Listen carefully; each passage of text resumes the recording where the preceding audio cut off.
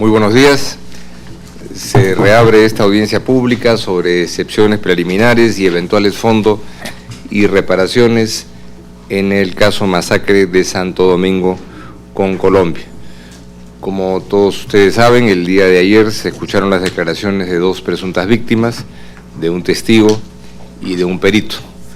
La segunda y última parte de esta audiencia pública está concentrada en escuchar los alegatos orales finales de las partes, las observaciones finales orales de la Comisión Interamericana de Derechos Humanos en base a los tiempos previamente acordados.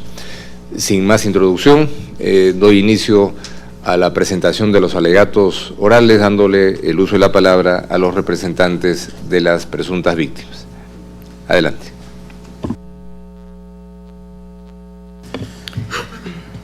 Muy buenos días, señor presidente. En primer lugar, va a realizar la intervención Tito Augusto Gaitán de Minga, seguido de lo cual yo tomaré la palabra. Buenos días, señor presidente, señor juez. Inicialmente nosotros vamos a hacer una presentación sobre los elementos fácticos que, en nuestro entender, se encuentran suficientemente probados y sobre los que no existe polémica. El primero, el lugar donde ocurrieron los hechos, que es la cabecera de la vereda Santo Domingo, y el día, horas de la mañana del 13 de diciembre de 1998, cerca de las 10 de la mañana. Tampoco se objeta la condición de civiles de las víctimas, ni las fatales, ni aquellas lesionadas, ni el elemento causal, que fue un elemento explosivo.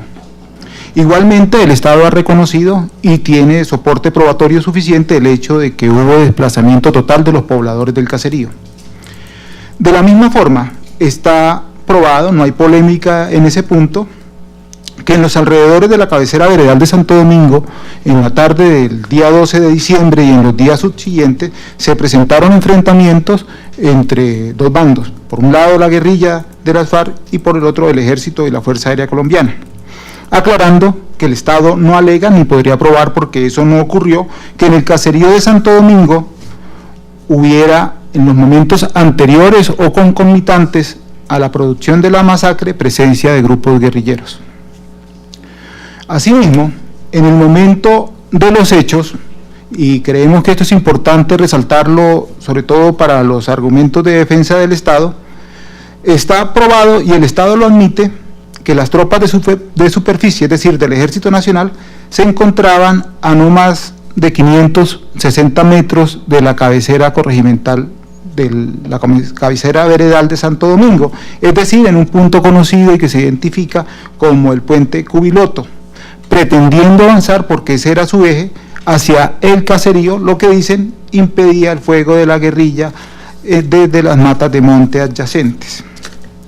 De la misma forma, no hay polémica en reconocer que en la mañana del 13 de diciembre, en el segmento temporal en el que ocurrieron los hechos, había en la zona la presencia, en apoyo de las tropas de tierra, de 5 helicópteros de la Fuerza Aérea Colombiana y un avión, el avión Skymaster, de inteligencia técnica, que era tripulado y operado por extranjeros. Desconocemos la nacionalidad de estos y a la fecha todavía no se ha podido establecer, que serían civiles y en tal condición participaron activamente en las hostilidades, designando y ubicando los blancos a batir por los medios aéreos del Estado colombiano. Igualmente se encuentra probado, y no puede ser objeto de polémica, porque es reconocido por todas las tripulaciones que participaron en los hechos, que las instalaciones en Arauca de la empresa petrolera Oxicol, cuya casa matriz es la Occidental Petroleum, fueron utilizadas para planear la intervención del componente de la Fuerza Aérea, para facilitar apoyo técnico en comunicaciones y como punto de decolaje y aterrizaje del avión Skymaster y de los helicópteros que participaron en los operativos que se desarrollaron aquel día. De la misma forma, está aprobado y es aceptado por la contraparte que la mañana del 13 de diciembre de 1998, porque así lo afirman los tripulantes de las aeronaves que participaron en esas operaciones, las condiciones climáticas y de visibilidad eran óptimas, lo que permitía a los pilotos, y les permitió efectivamente, reconocer y advertir que en el caserío de Santo Domingo habían civiles. Eso lo reconocen los pilotos, sabían la condición de civiles de los pobladores y de las personas que se encontraban en el caserío. ¿Cuál es entonces el punto de polémica? El elemento causal. Autoridades judiciales colombianas ejercieron la acción penal contra 3 miembros de la Fuerza Aérea Colombiana, 2 oficiales y un suboficial, acción penal en la que la autoridad de primera instancia y la de segunda instancia determinaron que estos eran responsables por haber lanzado una bomba clúster contra los pobladores del caserío de Santo Domingo y causado las muertes. Igualmente, la Procuraduría General de la Nación ejerció la acción disciplinaria contra 2 miembros de la Fuerza Aérea Colombiana y determinó que estos eran responsables de la masacre por haber descargado la bomba clúster. De la misma forma, el Tribunal Administrativo de Arauca y el Consejo de Estado establecieron que el Estado era responsable patrimonialmente por los daños causados a los pobladores de Santo Domingo por haber descargado la bomba clúster sobre el caserío. Sin embargo, hoy se pretende afirmar que las autoridades judiciales y disciplinarias actuaron careciendo de rigor, de manera ligera e irresponsable, y que sus conclusiones no son sostenibles y que los hechos no habrían ocurrido como se han establecido en esas decisiones, sino que el responsable sería un grupo guerrillero. Eso es lo que afirma el Estado y esa es su pretensión de defensa. ¿Cuál fundamento tiene esa afirmación? Ya lo veremos ahora. Para nosotros no existe ninguna posibilidad de objetar la responsabilidad del Estado por acción en estos hechos. ¿Cómo se prueba qué fue lo que sucedió en Santo Domingo? En primer lugar, se prueba con el testimonio de más de 2 decenas de pobladores del caserío, que siendo testigos presenciales de los hechos durante más de una década han hecho un relato consistente y coherente, señalando que observaron el momento en el que la Fuerza Aérea arrojó la bomba sobre el caserío. Esos testimonios han sido corroborados además por otro tipo de pruebas. Se decía inicialmente que era imposible que los pobladores hubiesen advertido el momento en el que caían las bombas, pues se practicó prueba pericial y se demostró que era cierto. Se decía inicialmente que la bomba tenía efectos devastadores sobre el caserío y que si hubiese caserío no habría dejado un solo de los inmuebles allí en pie, pues se demostró que esas bombas no tienen capacidad para destruir los caseríos. Pero además contamos con prueba indiciaria que surge de las múltiples mentiras y contradicciones en las que han incurrido los miembros de la Fuerza Aérea para explicar lo que sucedió en el caserío y sobre todo el lanzamiento del dispositivo clúster. Todos negaron, incluyendo hasta parte de la tripulación comprometida en los hechos, que observaron el momento y el punto donde ese artefacto cayó. Han pretendido falsificar, y lo han hecho, documentos como informes de patrullaje para señalar que el punto elegido para descargar la bomba quedaba hasta 4, 5, 6 kilómetros de distancia del caserío. Luego lo han ido acercando. El comando de la Fuerza Aérea y el comando de la Brigada 18, en los primeros días, después de ocurridos los hechos, pero ya desatado el escándalo, ocultaron de manera intencional, y de esto es responsable el señor García, que concurrió ayer como testigo, que en aquella operación habían utilizado bombas clúster, lo que permitió inicialmente desviar la investigación. Pero surgió prueba pericial incontrovertible. En un primer momento hubo unos informes periciales que se plantearon y se señalaron a sí mismos como provisionales, donde se expuso la hipótesis de que el vehículo encontrado en Santo Domingo e impactado por una carga lo habría sido por una carga de demolición, es decir, que había sido preparado como una carga bomba.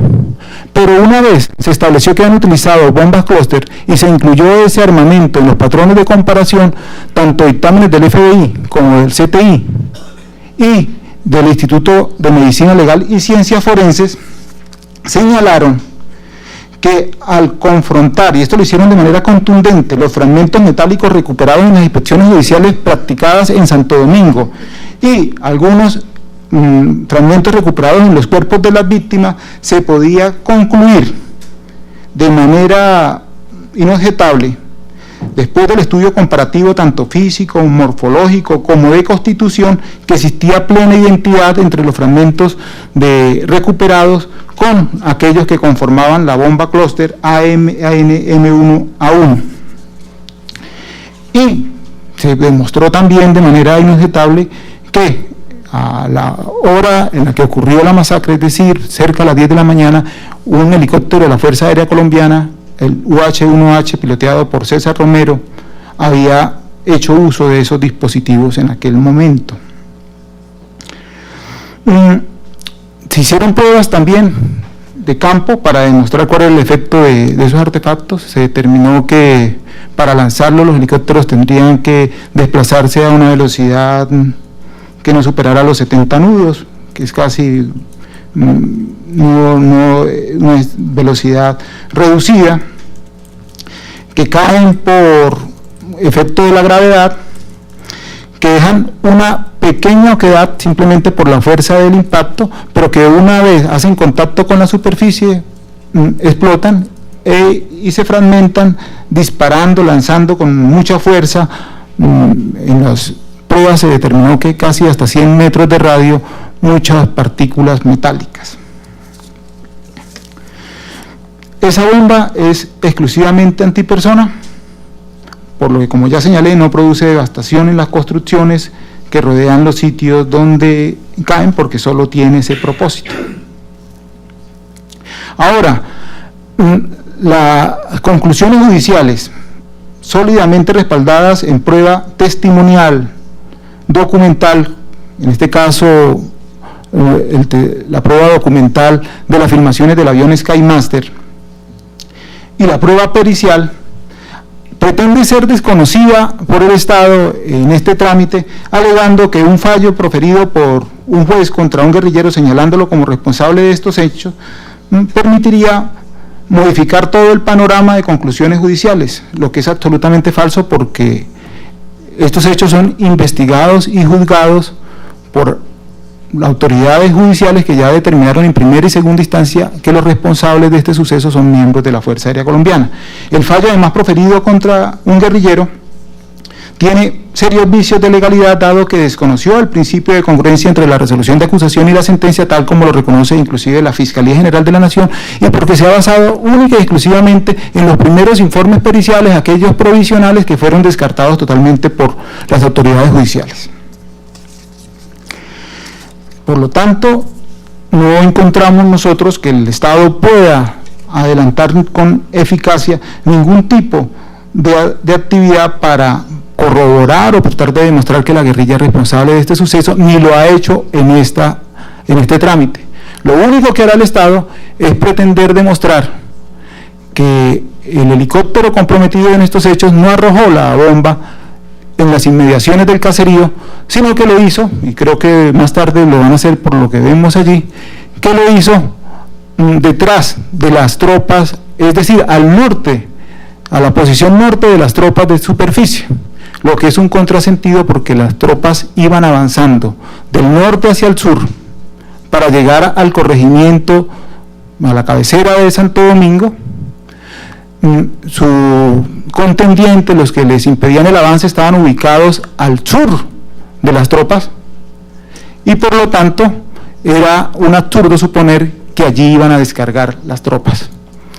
Además, se prueba con el contenido de las conversaciones del Skymaster que el objetivo designado fue en una posición ubicada al noroccidente del caserío de Santo Domingo, en el borde noroccidental de la mata de monte, que está distanciada no más de 70 metros del caserío. Con eso concluyo para afirmar que para las víctimas no existe ningún tipo de duda, y afirmamos que está probado de manera incontrovertible que el Estado es responsable por acción de la masacre de Santo Domingo. Muchas gracias.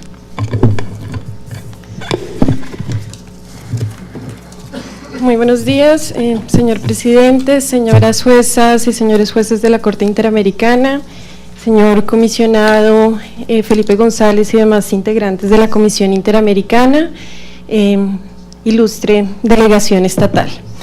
A continuación, me referiré brevemente en primer lugar, a la primera excepción preliminar planteada por el Estado y posteriormente referencia a los argumentos de derecho y reparaciones formuladas en el presente caso por las víctimas. En primer lugar, con relación a la excepción preliminar planteada por el Estado, señalaremos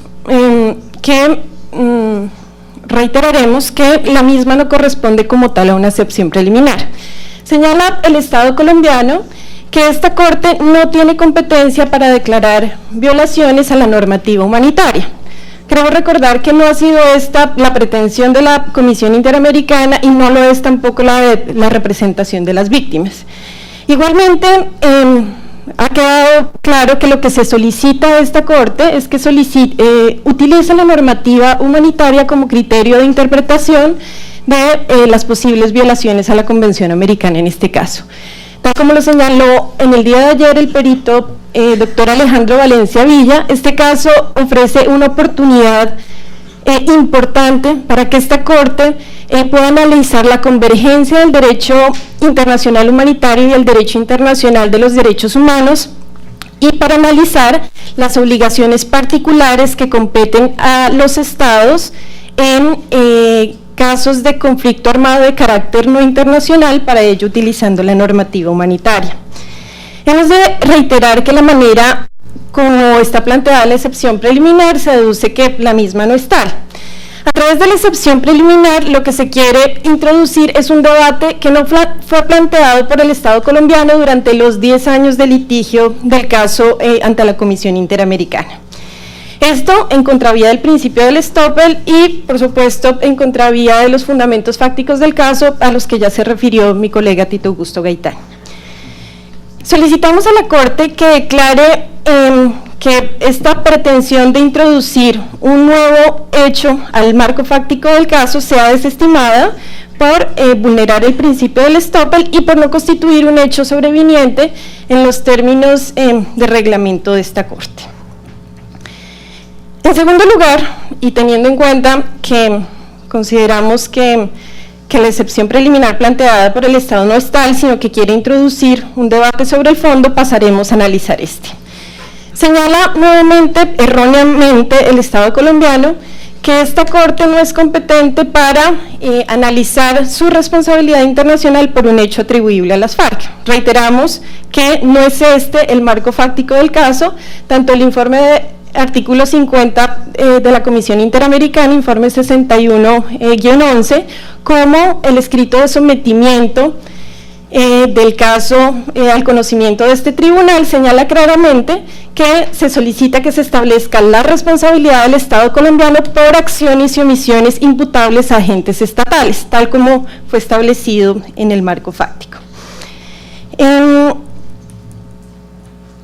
El debate que pretende introducir el Estado colombiano, después de más de 13 años de ocurridos los hechos y 10 de litigio internacional, es la hipótesis de que lo ocurrido el 13 de diciembre sería consecuencia de un artefacto explosivo de fabricación casera activado por la guerrilla de las FARC. Como ya se ha demostrado en la intervención de mi colega, esta hipótesis contradice lo ocurrido y fijado por los tribunales nacionales y al sostenerla, el Estado vulnera el principio del estoppel. Pasaremos a analizar la responsabilidad del Estado colombiano a la luz de la Convención Americana. Tal como quedó establecido el 13 de diciembre de 1998, 17 personas resultaron muertas y 27 heridas como consecuencia del lanzamiento de un dispositivo clúster por un helicóptero de la Fuerza Aérea, y ello fue establecido por tribunales nacionales tanto a nivel penal como contencioso administrativo como a nivel disciplinario. La existencia de un nexo causal entre las muertes y las heridas ocasionadas y vividas por las víctimas del presente caso con la responsabilidad de los miembros de la tripulación del helicóptero 1H es la que establece la responsabilidad por acción del Estado en el presente caso. Ya se señaló que dichas decisiones a las que arribaron los tribunales en orden interno están soportadas en suficiente prueba documental, testimonial y técnica, y en consecuencia solicitamos que en el marco del artículo 1 de la Convención Americana, se atribuye responsabilidad al Estado colombiano por estos hechos, y los cuales son constitutivos de violaciones a los artículos 4 y 5 de la Convención Americana. En segundo lugar, queremos insistir en que esta responsabilidad debe ser analizada a la luz de la normativa humanitaria. En particular, a los principios de distinción, limitación de los métodos y medios de combate y el principio de precaución, los cuales fueron desarrollados de manera amplia en el peritaje de ayer rendido por el doctor Alejandro Valencia Villa. De acuerdo con la sentencia del Tribunal de Segunda Instancia en este caso, el lanzamiento de la munición racimo se decidió en un briefing, en una reunión en la que participó personal del Ejército Nacional y de la Fuerza Aérea. En dicha reunión se definieron las coordenadas en las que el helicóptero debía desprender la munición racimo. Asumiendo que el objetivo fuera efectivamente el definido en esa reunión, es decir, la mata de monte en la que presumiblemente se encontraba la guerrilla, tenemos una serie de conclusiones a la luz de lo conceptuado en el día de ayer por el doctor Valencia Villa. En primer lugar, tenemos que el dispositivo clúster, tal como fue ilustrado ampliamente, es un arma de precisión limitada, considerada como un arma de uso indiscriminado y hoy prohibida por el derecho internacional humanitario. Luego, su uso es calificado como un ataque indiscriminado en contravía del principio de distinción, como se desprende del literal C del numeral 4 del artículo 51 del protocolo 1 adicional a los convenios de Ginebra. En segundo lugar, de acuerdo con el principio de precaución, incorporado de hecho en los manuales de la Fuerza Aérea de la época, la obligación consecuente de los miembros de la Fuerza Aérea era que de existir algún riesgo para la población, que en este caso, como ya lo señalamos, era previsible, el ataque previsto debió suspenderse o anularse. En tercer lugar, el perito Alejandro Valencia Villa estableció igualmente que, como se desprende del número considerable de muertos y heridos en Santo Domingo, es dable suponer, entender y concluir que no se tomaron las precauciones en el ataque para proteger a la población civil que estaba claramente identificada. En consecuencia, el Estado colombiano es responsable, a la luz del artículo 1 de la Convención Americana, en lo que tiene que ver con el respeto a la obligación de prevención. En tercer lugar, como se aporta y se prueba en la propia prueba del Estado, personal extranjero que tripulaba el avión conocido como Skymaster participó en la referida acción militar. En el día de ayer, el señor general Jairo García Camargo ratificó esta participación, la presencia de personal extranjero en la operación armada. En sus palabras, quisiera recordar, el avión Skymaster era un avión de inteligencia con equipo sofisticado. La tripulación, señala el general, era una tripulación extranjera que estaba dictando instrucción y entrenamiento a miembros de la Fuerza Aérea. Agrega el general, en realidad el mejor entrenamiento es en estas situaciones reales porque hay que tomar decisiones inmediatas y precisas. En otros casos, como el caso de la masacre de La Rochela, la Corte ha reiterado que tratándose de funciones públicas de carácter militar deben estar en cabeza del Estado y, por supuesto, en términos de responsabilidad internacional, tratándose de actividades conjuntas entre agentes estatales y actores privados, la responsabilidad por violaciones a derechos humanos recae directamente sobre el Estado.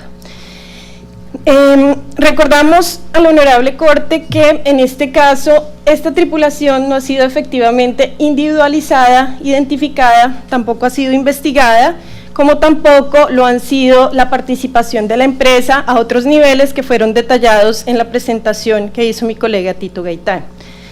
En este punto, la participación de empresas extractivas en la región, en el conflicto armado en el departamento de Arauca, va mucho más allá de este caso. De allí que se mantenga vigente la recomendación que hiciese la Comisión Interamericana en su informe de fondo en el presente caso, en el sentido de investigar los vínculos entre agentes del Estado y la empresa extractiva que desarrolla actividades en la zona y tomar las medidas para evitar que hechos similares vuelvan a ocurrir.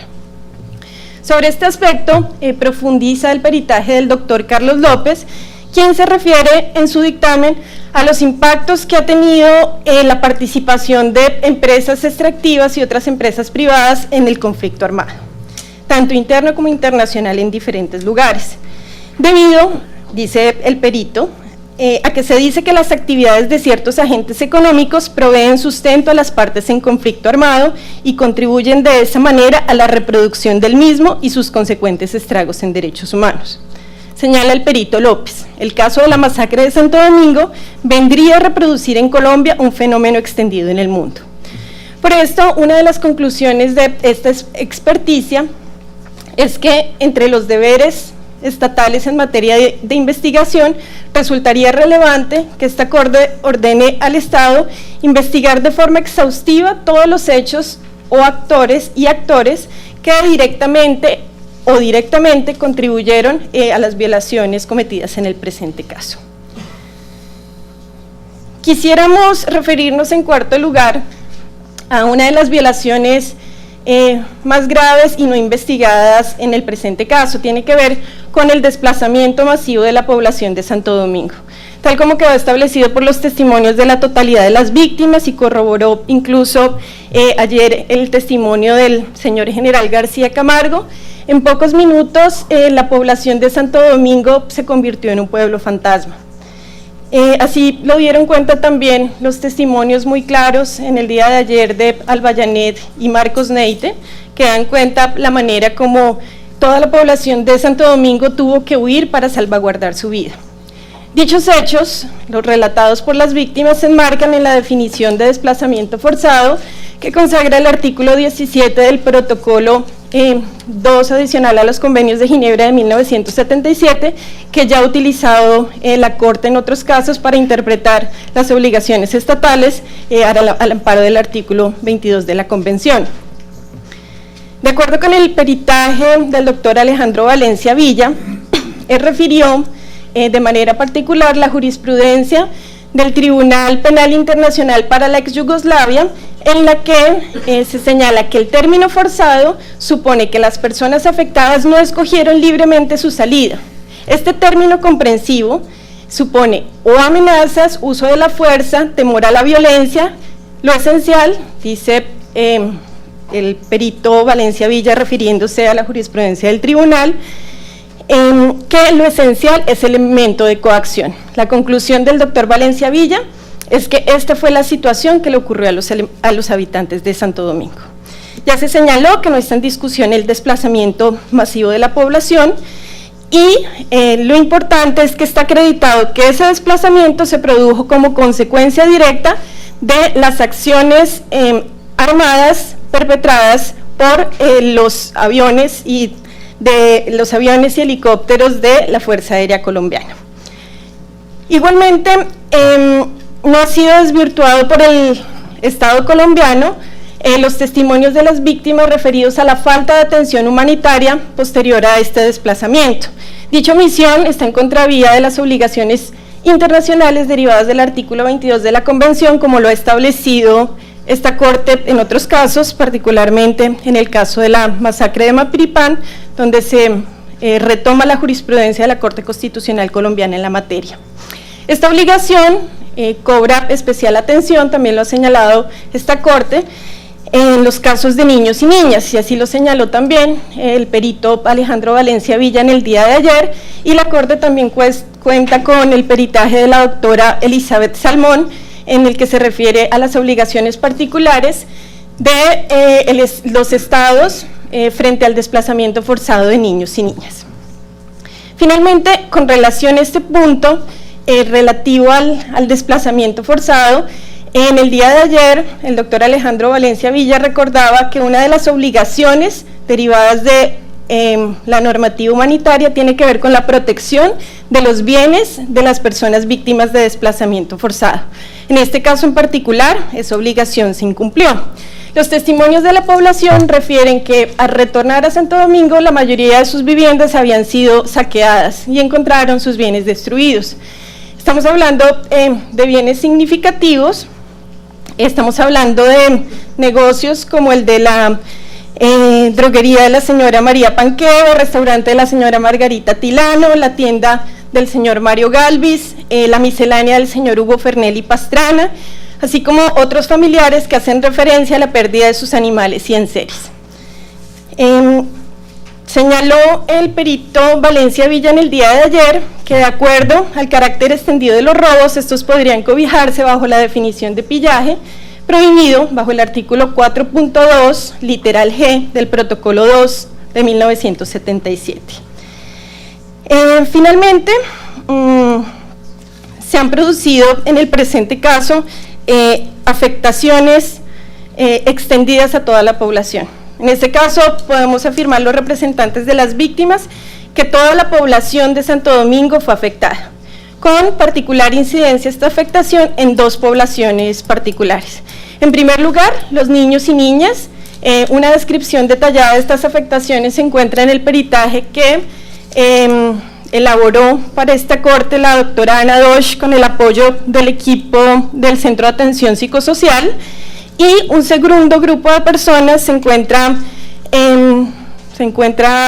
referido a las personas que sufrieron afectaciones físicas.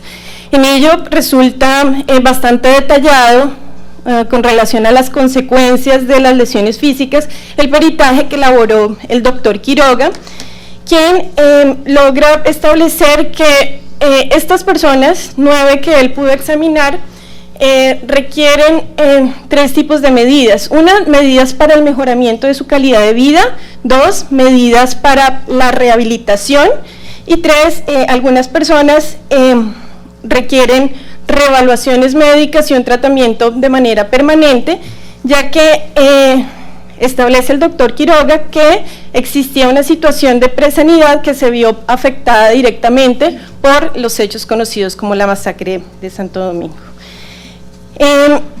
Igualmente, con relación a las afectaciones de tipo psicosocial, el peritaje de la doctora Ana Dosh pudo evaluar 82 víctimas de la masacre, entre víctimas directas, víctimas indirectas, familiares, pero también pudo determinar algunas de las afectaciones colectivas.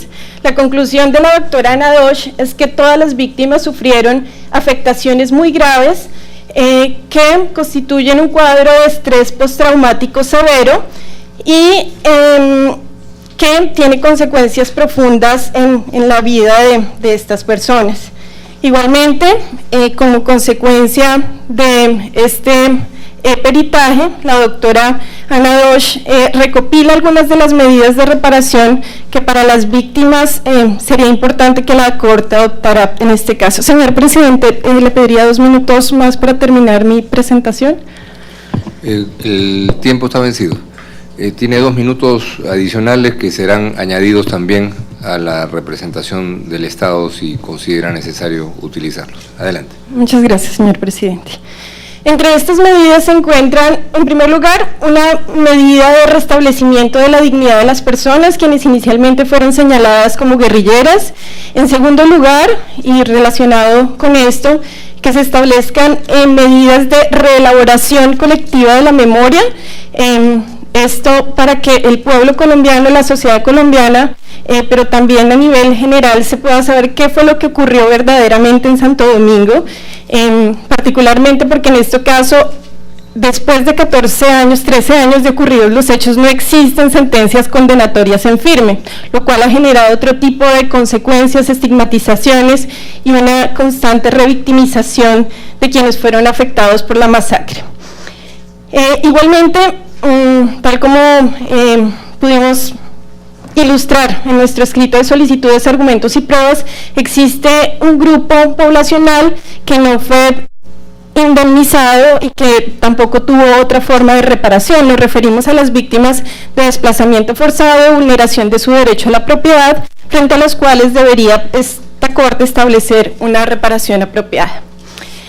Finalmente, quisiéramos hacer referencia a una de las afectaciones más graves en este caso. Tiene que ver con la impunidad en que se mantienen los hechos. Después de 14 años, ya lo señalamos, no existe una sentencia en firme Igualmente, a pesar de existir condenas contra 2 de los integrantes de la Fuerza Aérea Colombiana, ninguno de ellos ha cumplido, estamos hablando de penas de 30 años, ninguno de ellos ha cumplido un solo día de condena de cárcel, de prisión efectiva, y adicionalmente pues existen en este momento propuestas de una reforma constitucional que permitiría que casos de infracciones al derecho internacional humanitario sean conocidas por la jurisdicción penal militar. Quisiera finalizar con una de las frases que pronunció ayer Albayanet al cierre de su testimonio. Señalaba Albayanet que esta silla ha esperado 14 años por escuchar a las víctimas de la masacre de Santo Domingo. En nombre de ellos, Albayanet quiere pedirles, por favor, y lo reiteramos hoy los representantes de las víctimas, que se haga justicia por el bombardeo que ejecutó la Fuerza Aérea Colombiana. Muchas gracias.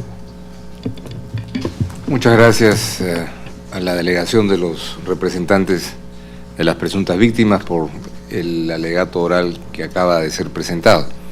Doy la palabra a la representación del Estado. Tiene usted la palabra, doctor Rafael Nieto. Señor presidente, señores jueces, señores miembros de la comisión, señores representantes de las presuntas víctimas, señoras y señores, vamos a empezar nuestra presentación sobre las excepciones preliminares que ha presentado el Estado colombiano. Después miraremos los hechos y trataremos de terminar con el reconocimiento de responsabilidad que hace el Estado colombiano por vulneraciones de los artículos 8 y 25 de la Convención. La principal excepción presentada por el Estado colombiano hace referencia a la incompetencia razón en materia de la Comisión y de la Corte para evaluar lo que ocurrió en el caso de Santo Domingo. El Estado colombiano no niega en absoluto la facultad que tiene la Corte Interamericana de Derechos Humanos para usar otros instrumentos distintos a la Convención para el análisis de las normas que en la Convención están contenidas. Eso es obvio y es natural. La razón de la incompetencia es una distinta. Lo que no se puede aceptar, y además no lo dice el derecho internacional, es que las infracciones al derecho internacional humanitario y las violaciones a los derechos humanos sean lo mismo. Los ordenamientos jurídicos, ambos, el derecho internacional de los derechos humanos y el derecho internacional humanitario, tienen la tarea de proteger a la persona humana, pero lo hacen en situaciones distintas, una con ocasión de los conflictos armados y otra en las situaciones ordinarias de paz. Una tiene una función excepcional y de emergencia, de proteger a la persona humana en la más difícil de las situaciones que pueda vivir esa persona, que es la de conflicto armado. La otra busca la promoción de la persona en todas sus facetas. Ahora bien, la competencia de la Corte Interamericana de Derechos Humanos va dirigida a evaluar si ocurrieron o no violaciones de derechos humanos y si a partir de esas violaciones de derechos humanos es posible deducir responsabilidad del Estado. Su tarea no es verificar si hubo infracciones al derecho internacional humanitario, si esas infracciones son atribuibles a agentes de los Estados. Son ciertamente momentos y situaciones sustantivamente distintos. Por supuesto, hay convergencia. El Estado colombiano reconoce que al menos el núcleo duro de los derechos humanos, aquellos derechos que no pueden ser suspendidos de acuerdo con el Pacto de Derechos Civiles y Políticos y la Convención Americana, tendrían que aplicarse aún en las situaciones de emergencia, incluyendo por supuesto la más difícil de todas, la de un conflicto armado. Eso está fuera de discusión y el Estado de Colombia lo reconoce así.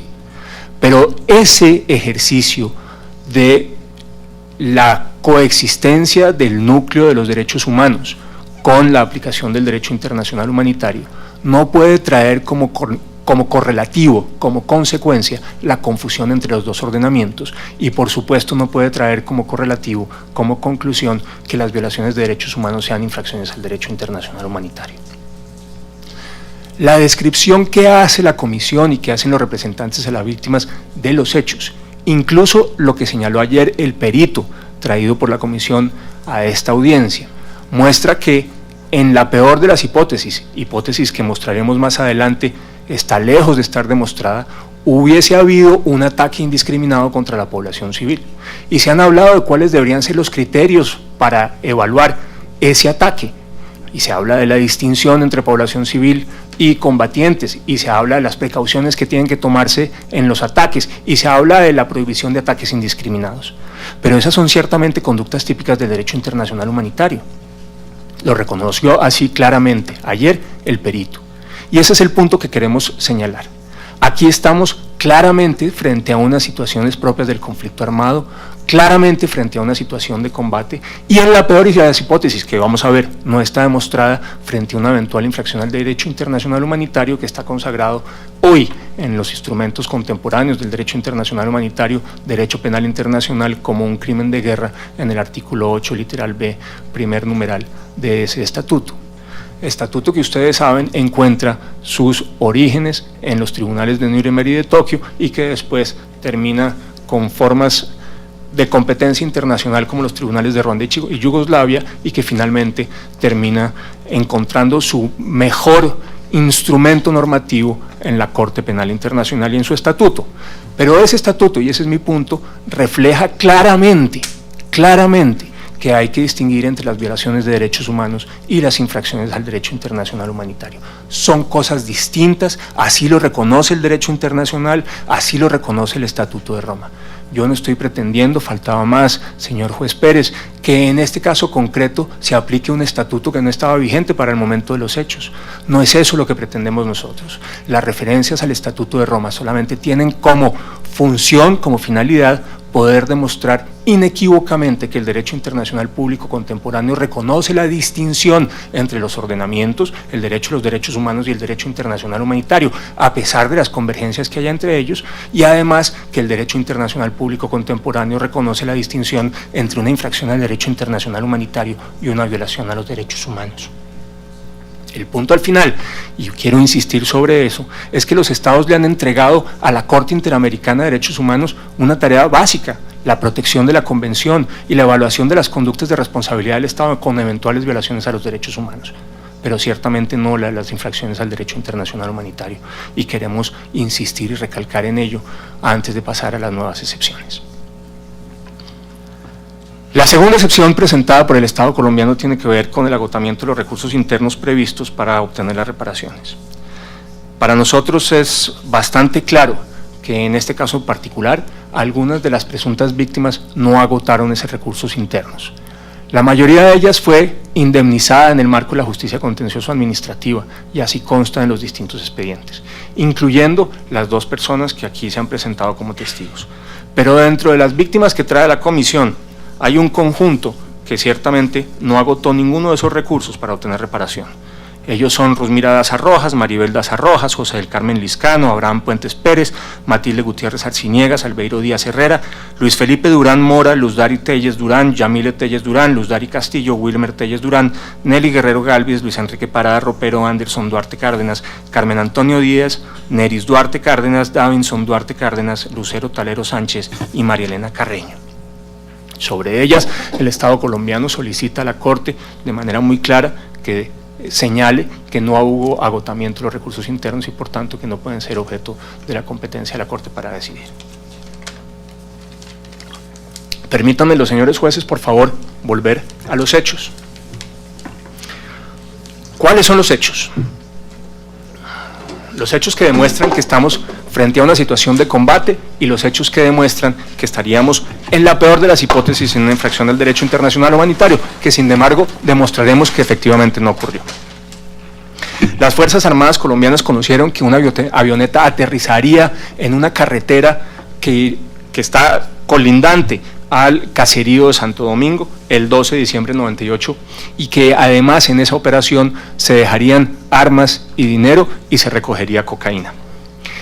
Eso es resultado de una interceptación de inteligencia donde se dice textualmente que el lugar donde debe caer es una carretera pavimentada entre Tame y Panamá de Arauca, y que le van a colocar un carro rojo con techo blanco para que guíe a la hora que deben ser las 13 horas. Efectivamente, el 12 de diciembre de 1998 aterrizó una avioneta Cessna. Ahí se puede ver, espero con claridad. Les rogamos activar la pantalla central para que los señores jueces puedan ver lo que se está presentando en las otras dos pantallas, y le ruego al señor presidente que por favor descuente eso del tiempo de intervención de la... No hay problema, está Gracias. en descuento. Ya, ahora sí está la visión perfecta. Muy bien, este es un fotograma del caserío de Santo Domingo. Esta es la carretera que va de Tame a Panamá de Arauca. Este es el caserío de Santo Domingo. Es sobre esa carretera donde debía aterrizar la avioneta. Efectivamente, la avioneta aterriza a unos 2 kilómetros finalmente al norte de Santo Domingo, en la vía que comunica Pueblo Nuevo, en esta carretera. Es aquí donde termina aterrizando la avioneta, y las fuerzas militares despliegan un dispositivo con miras a ver si se puede hacer la incautación de esa avioneta. No lo puede hacer la tropa de tierra, sin embargo, un avión OB-47 de la Fuerza Aérea obliga a la avioneta a aterrizar después en el aeropuerto de Tame y pone a disposición tanto la avioneta como los tripulantes de las autoridades judiciales. El combate se prolonga durante los siguientes 12 días, desde el 12 de diciembre hasta el día 17. El gran número de guerrilleros y la ventaja táctica del terreno, igual a los daños ocasionados a las aeronaves, impiden que los refuerzos de ejército sean llevados a la zona. Al final de la noche del 12 de diciembre hay un número muy importante de heridos y muertos, 4 por parte de las fuerzas militares. Es esa desventaja táctica la que obliga a que el día 13 en la mañana se fortalezca la capacidad de fuego aéreo de las fuerzas militares en el área y se planee una operación de fuego aéreo contra los guerrilleros que estaban concentrados aquí en la Mata de Monte. Pasa la imagen. Este es otro fotograma. Aquí está un poco más pequeño el caserío, pero nos permite entender muy bien de qué estamos hablando. Hacia acá, hacia el oeste, está Tame. En esta carretera, Panamá de Arauca. Esta perpendicular es la carretera que conduce a Pueblo Nuevo. Este puntico aquí en esta esquina blanco es el puente sobre el río al cual se refieren los representantes de las víctimas. A este costado estaba ubicada la tropa sobre la carretera, la tropa del ejército. Y la tropa del ejército está recibiendo fuego de ametralladoras, de fusil y de morteros, incluyendo unos morteros caseros que se llaman tatucos, que se desprende desde esta mata de monte que está ubicado aquí con la línea roja. Una mata de monte es una zona boscosa donde hay árboles de 15 a 30 metros de altura, no es sin embargo absolutamente cerrada, hay ciertos claros desde donde se pueden disparar morteros. La distancia que hay entre el borde inferior, es decir, el borde sur de la mata de monte y el caserío es de 80 metros. La distancia que hay entre el caserío y el punto del puente donde estaban los soldados es de más de 550 metros. Sigue, por favor. Tal vez hay que agregar lo siguiente, me parece muy importante, y es que el vuelo de la aeronave, del helicóptero, va del oeste, whisky, en la terminología de la FAC, hacia el este, hacia el eco. Usan la palabra whisky para hablar de west, usan la palabra eco para hablar del east, y va en esa dirección. Y finalmente es aquí donde se solicita que se haga la operación de bombardeo. Sigue, por favor. Aquí hay una distancia medida entre el centro del caserío, además es aquí donde explotó el camión rojo, y el puente sobre el río, que son más de 625 metros. Pues bien,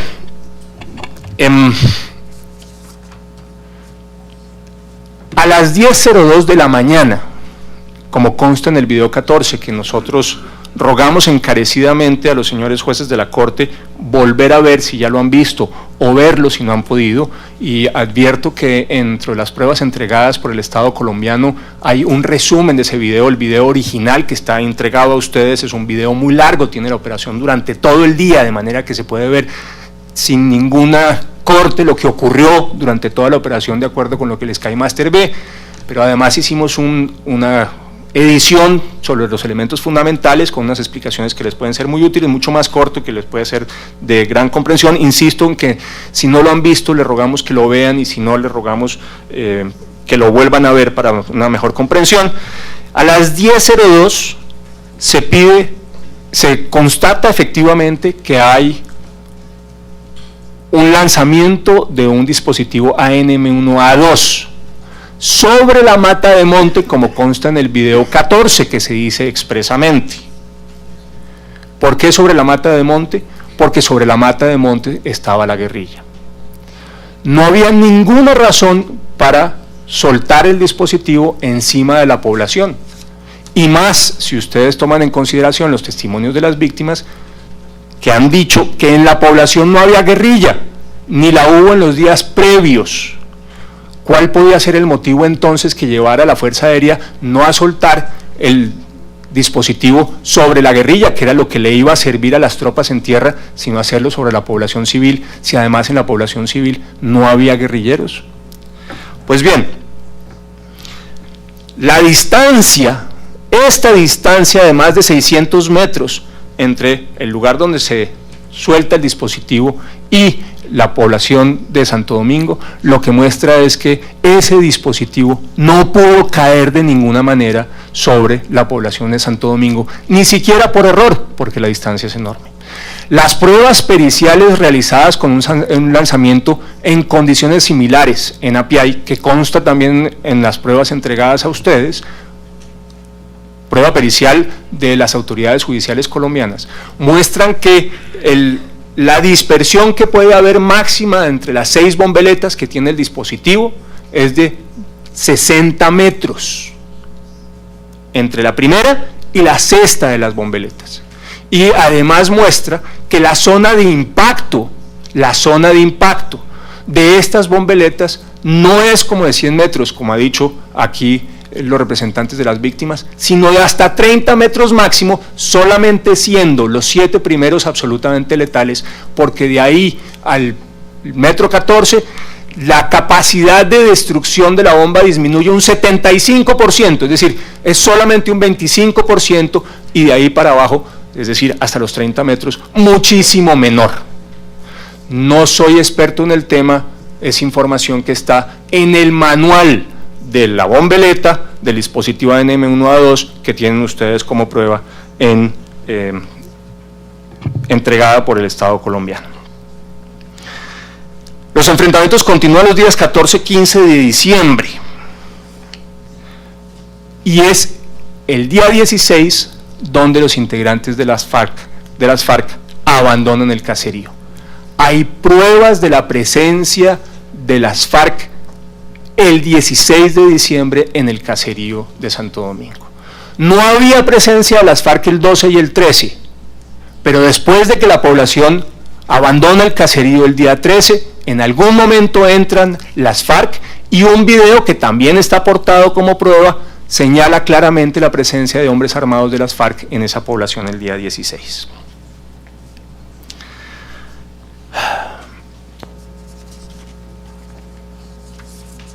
Déjenme hacer un resumen rápido de la actividad investigativa que hay sobre el caso de Santo Domingo. Sobre el caserío de Santo Domingo hay inicialmente 4 inspecciones judiciales que tienen lugar en los días 17, 18 y 28 de diciembre del 98 y el 19 de junio del 99. Es decir, las 2 primeras a muy pocos días de ocurridos los hechos y la última 6 meses después. En las experticias practicadas y los hallazgos provenientes de esas diligencias, está clarísimo, indudablemente, que las lesiones y los daños ocasionados a la población del caserío de Santo Domingo provienen de un artefacto de fabricación casera que probablemente puso las FARC en un camión rojo establecido sobre la vía principal. El 11 de febrero del 2000, más de un año después de ocurridos los hechos, hay una nueva inspección judicial sobre Santo Domingo. En el informe de esa inspección, rendido el 28, ustedes lo tienen, se concluyó que los hechos de la vereda de Santo Domingo ocurren por el impacto de un dispositivo ANM1A2. Es decir, hasta ese momento, lo que mostraban 4 inspecciones judiciales y los respectivos peritazgos era que no había sido un dispositivo ANM1A2 el que podía haber causado las víctimas. La hipótesis cambia después de ese peritazgo. Les ruego por favor a los señores jueces ver el video de la Fiscalía sobre ese peritazgo que también consta en el expediente. Como ustedes pueden darse cuenta, aquí hay diligencias judiciales previas 4 y una quinta de el febrero del 2000 que tiene conclusiones distintas. Lo que vamos a probar nosotros es que las afirmaciones de las que trata esa última diligencia, la de febrero del 2000, concluye sobre premisas incorrectas porque están fundadas en evidencia sobre la que existen serios reparos por su procedencia, es decir, que no tenían cadena de custodia, o por fundarse en evidencias inexistentes. Hay que advertir que el FBI corrobora parcialmente mediante un informe del 1 de junio del 2000 las apreciaciones contenidas en la experticia del 28 de abril de ese año. Pero ¿cómo probaremos? Los elementos probatorios remitidos al FBI no corresponden en su verdadero origen a lo que se recogió en las inspecciones judiciales. Lo que vamos a mostrar es que el FBI fue inducido a hacer unas afirmaciones falsas sobre información incorrecta entregada por el CTI. Pero vamos a los hechos, sobre la explosión y el supuesto bombardeo. El dispositivo ANM1A2 es un dispositivo con 6 bombeletas, 6 aletas estabilizadoras, una coraza de acero, 6 espoletas de nariz de explosión por contacto y tiene como mecanismo, como sustancia química que genera la explosión, TNT. Prácticamente toda la energía del explosivo se consume en fragmentar la coraza, la cubierta de esa bombeleta, y en expelir los fragmentos. La coraza está prefragmentada a cierta distancia. Son los fragmentos los que generan daño. Son los fragmentos, no una onda explosiva que aquí es prácticamente inexistente. La dispersión de los fragmentos se hace hasta 30 metros, no más allá de ello. En los primeros 7 es letal, hasta los 14 disminuye un 75% su letalidad y después de ahí puede causar heridas pero no la muerte. Las 6 bombeletas caen siempre, no es posible que caigan una o 2 de ellas. Si se suelta el dispositivo tienen que caer las 6 bombeletas.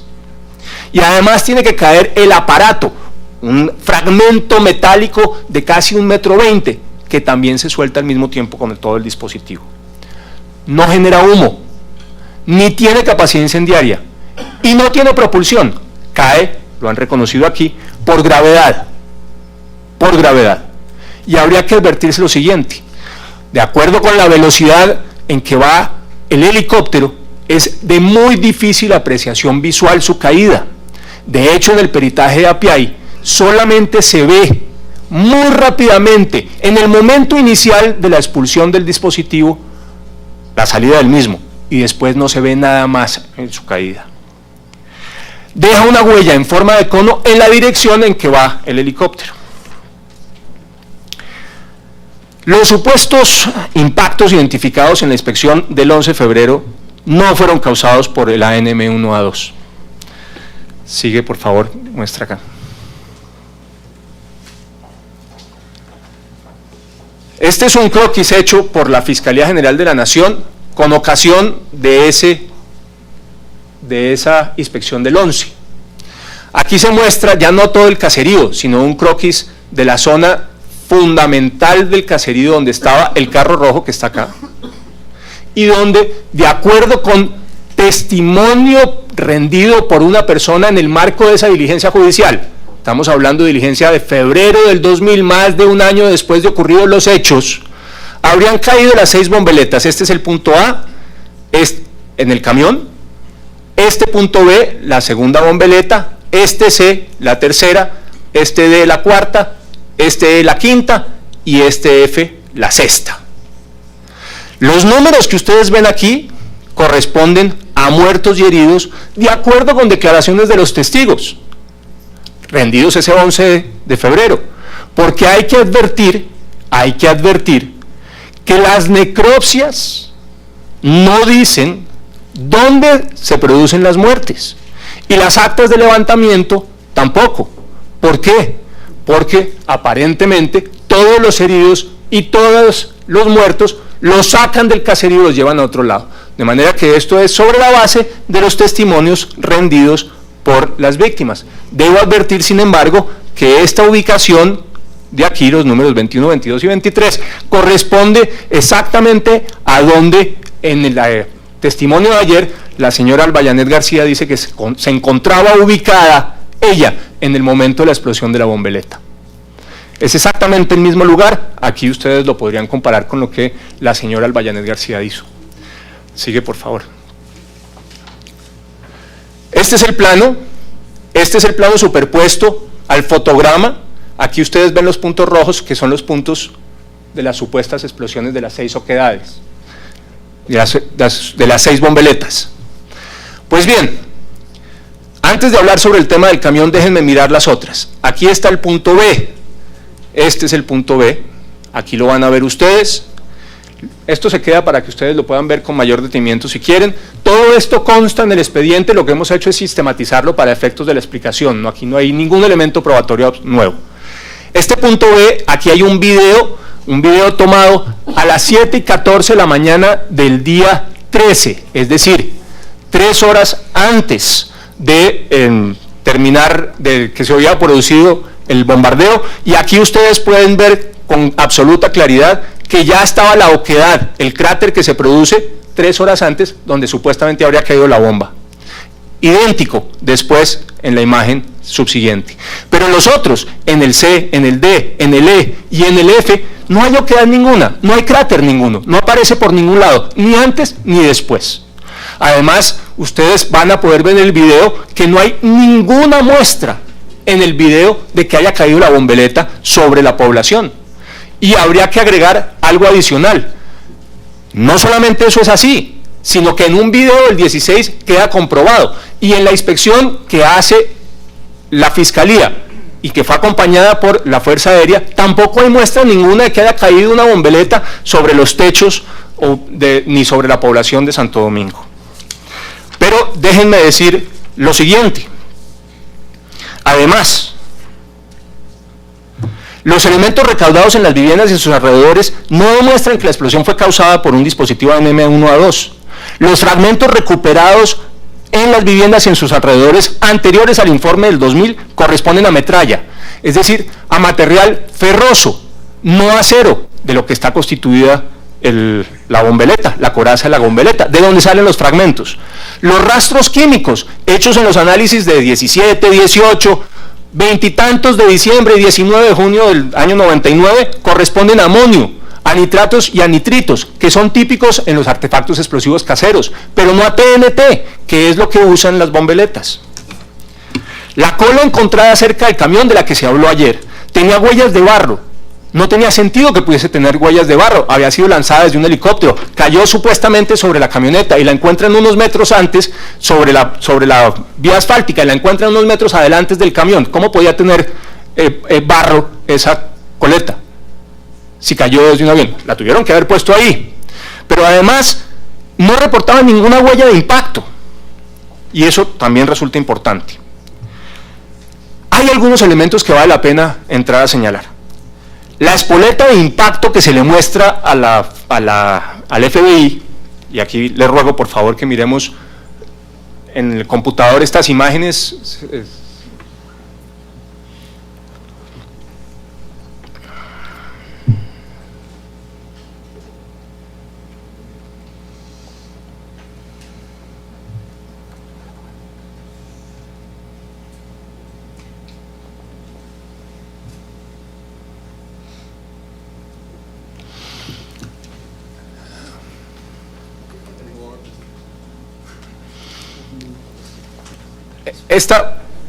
Aquí hemos puesto dos imágenes distintas. Esto es lo que se le entrega al FBI y esto sería la espoleta de impacto.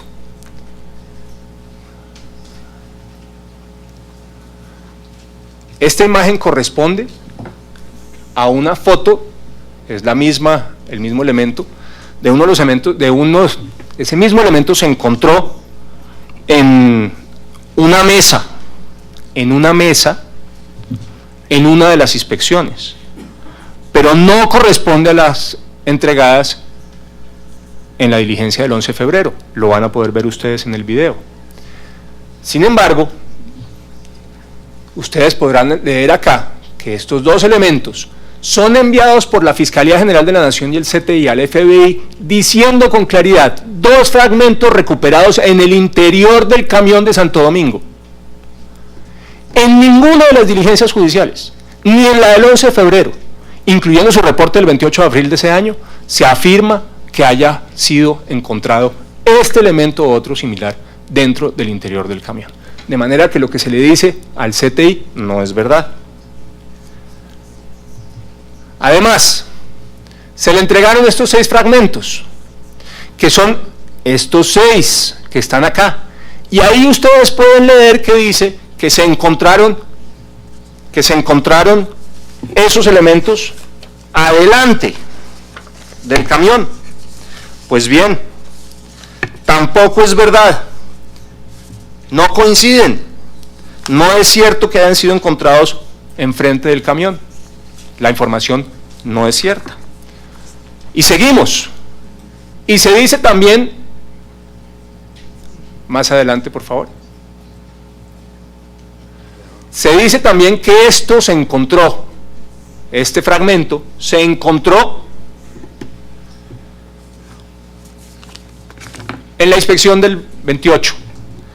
Ahí ustedes pueden leer, no completo, pero dice NOS Fuse Bomb.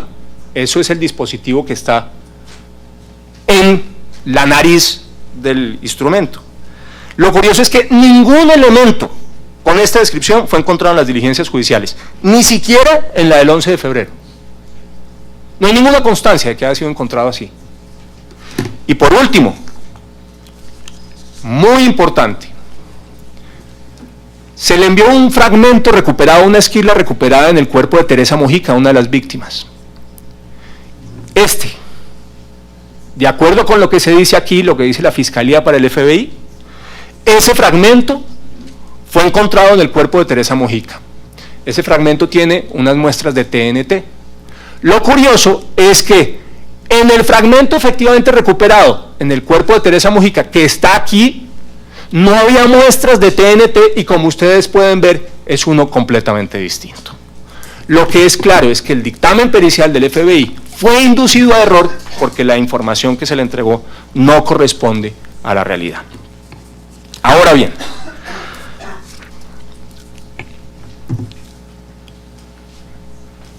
estos hechos, no hay oquedades, no hay químicos que correspondan a TNT, los fragmentos no existen, no se encontraron las coletas que tendrían que haberse encontrado, no se encontró el armazón donde tendrían que ir las bombeletas, el video muestra a las 10:08 que no había ninguna muestra del bombardeo sobre la población y el bombardeo se hizo a las 10:02, prueba que no hubo bombardeo. Pero además yo quiero señalarles lo siguiente, ustedes van a poder ver en el video 14 a las 10:08 que no hay nada, absolutamente nada sobre la vía principal de Santo Domingo. Si el bombardeo se produjo a las 10:02, ¿cómo es que a las 10:08 no hay muertos, heridos, gente gritando, corriendo? Pues no, nada de eso aparece, por alguna razón que no es claro explicar. La gente sale del caserío hacia las 10:30 de la mañana, como lo pueden ver ustedes también en el video. Respecto a los ametrallamientos hay que decir varias cosas rápidamente. Una ametralladora de .50 o 7.62 de un helicóptero de estos dispara casi 1000 municiones por minuto. No hay vainillas, no hay municiones, ni sobre la población de Santo Domingo ni en sus alrededores que pruebe un ametrallamiento en el caserío o sus alrededores. No hay víctimas del ametrallamiento. Ninguno, ni los heridos ni los muertos, son resultado de tener balas de .50 o 7.62. Luego, cualquier ametrallamiento no afectó a la población civil. Pero además, la lectura que hizo el señor juez Pérez de apartes del video está realizada con apartes del video cuya distancia, en lo que se dice, transcurren muchos minutos entre uno y otro, en ocasiones más de una hora. Es decir, no es un texto seguido. Y eso vale la pena señalarlo. Yo vuelvo a insistir en que vean el video. Evidentemente hubo la sensación por parte de uno de los norteamericanos en la aeronave de que se pudiera haber realizado un ametrallamiento sobre la población civil, y eso lo escandalizó. Y yo vuelvo a lo mismo, si lo escandalizó eso, ¿cómo no lo hubiera escandalizado una bomba sobre la población? Sobre lo que no se dice absolutamente nada en el video. Pero además lo que se escandalizó en el video muestra que claramente no se pretendía afectar a la población civil. Y aquí lo que se está diciendo es que había visibilidad absoluta y que por tanto los helicópteros podían saber que se iba a afectar a la población civil con un bombardeo. La verdad es que hay un error de apreciación de ese norteamericano, el Skymaster, y eso queda probado porque después pide que le verifiquen si el ametrallamiento se realizó o no. Lo pueden ver ustedes en el video. Y lo que queda claro es que el ametrallamiento no se realizó sobre la población civil, como equivocadamente entendió el norteamericano que está ahí. Dicho esto, la justicia interna, toda la justicia interna, incluyendo las dos decisiones sobre las cuales fundamenta su posición la comisión, descartan el ametrallamiento sobre la población civil. Evidentemente los saqueos que pudieron haber ocurrido no pueden ser atribuibles a la fuerza pública. Está probado que hubo presencia de las FARC en el caserío en los días 14, 15 y 16. La población no estaba. Como mínimo la población tendría que dudar de que el saqueo lo hubiese producido la tropa del ejército, que no entra sino el 16, y además el 17 ya va acompañado por autoridades judiciales, y hay un testimonio de un periodista muy respetado en Colombia, José Gutiérrez, que obra en uno de los expedientes, periodista del noticiero CMI, donde dice que no hay prueba del saqueo, pero se dice además que en el saqueo hubo saqueo de electrodomésticos, estufas, neveras, etcétera, de semovientes. La tropa es desplazada por helicóptero. ¿Cómo puede la tropa llevarse este tipo de elementos en un helicóptero? Pregunto yo. No puede ser. La tropa evidentemente se mueve ella y solamente ella, y su munición y sus morrales y su armamento y punto. Lo demás no se lo puede llevar de ahí. Si hubo un saqueo, el saqueo debe ser atribuible a las FARC y no puede ser atribuido a las fuerzas militares colombianas. Ahora, lo que es evidente, y aquí viene el reconocimiento de responsabilidad, señor presidente.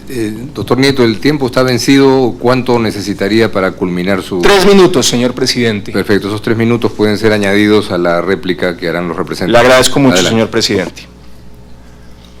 Aquí vamos a hacer una explicación de la aceptación de responsabilidad por el artículo 8º y el artículo 25. Lo que es evidente es que hay decisiones judiciales de primera y segunda instancia que no están en firme, que establece responsabilidad en los hechos en pilotos de la Fuerza Aérea.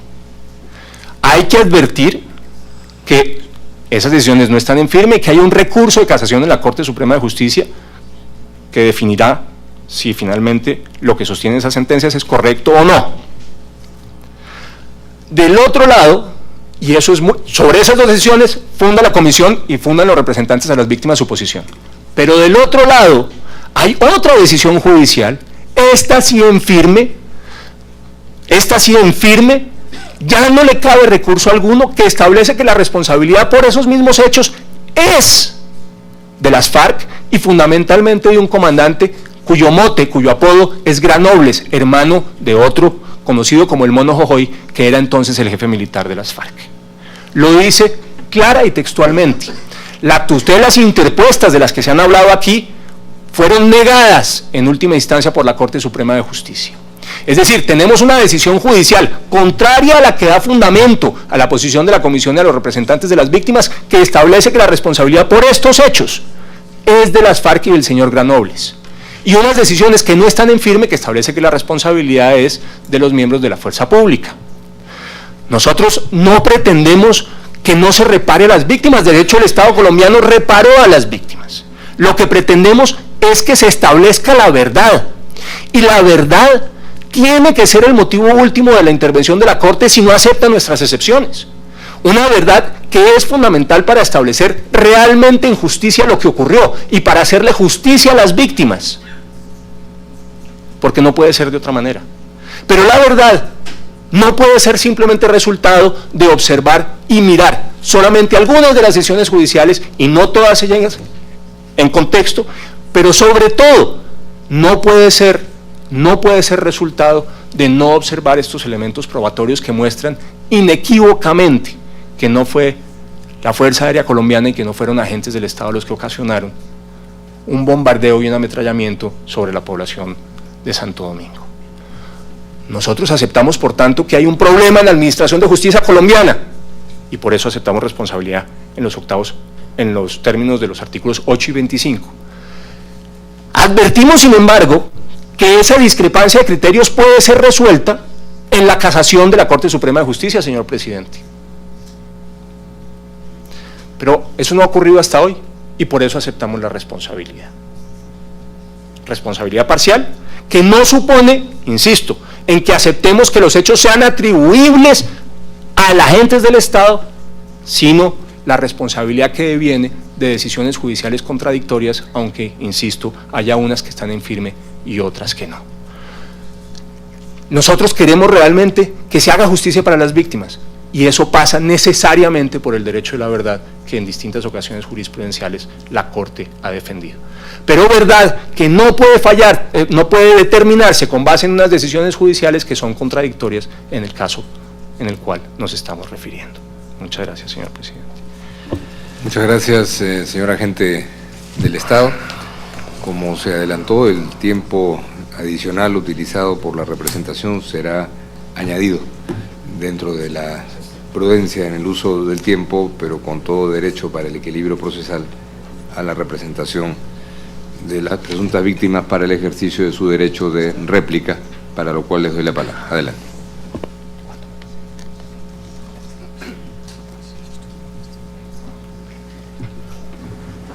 Muchas gracias, señor presidente. Algunas apreciaciones iniciales para luego darle la palabra a mi colega sobre asuntos de hecho.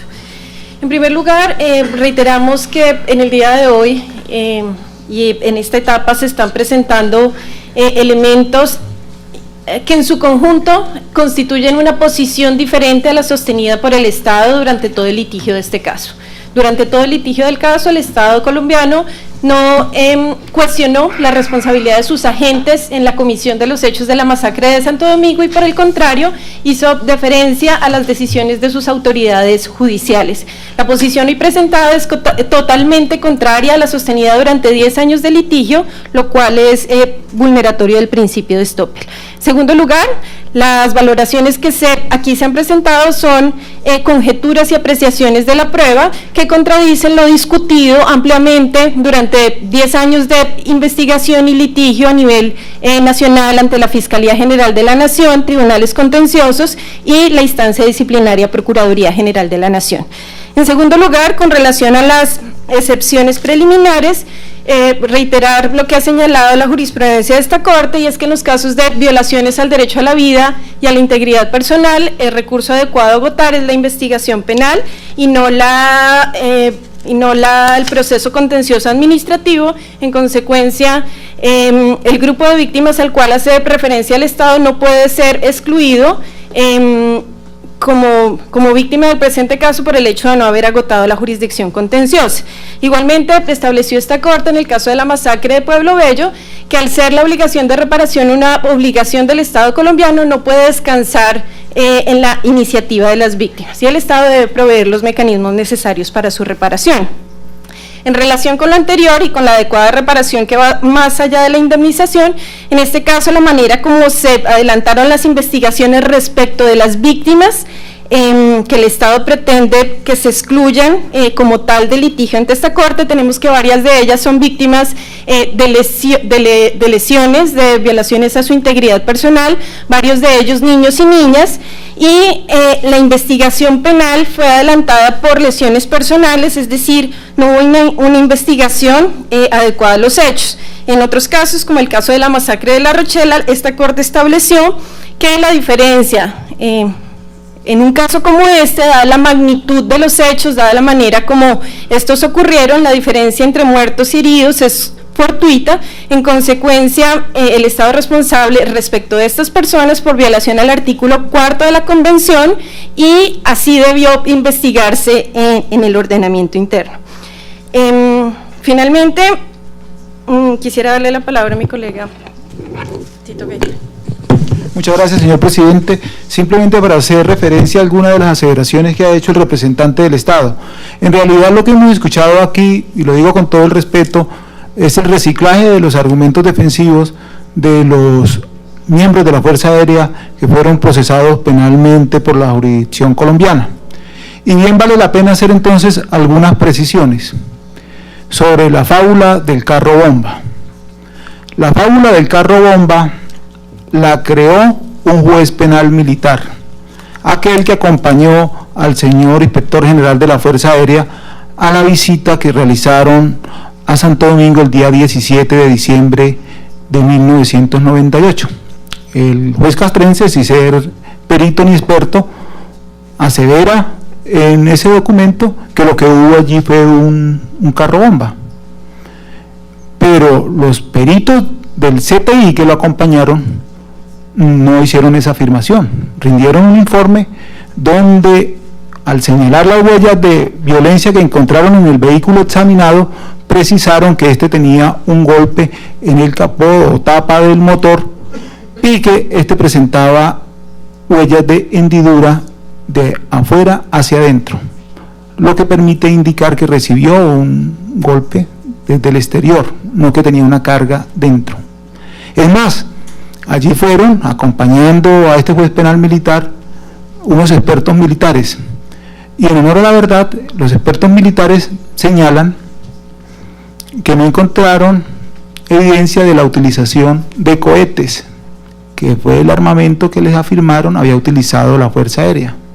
Entonces señalan simplemente que era muy difícil que por el ángulo desde el que tienen que ser disparados esos cohetes pudieran impactar en la zona que advirtieron como punto de ignición en el camión, pero no afirman que haya habido un carro bomba.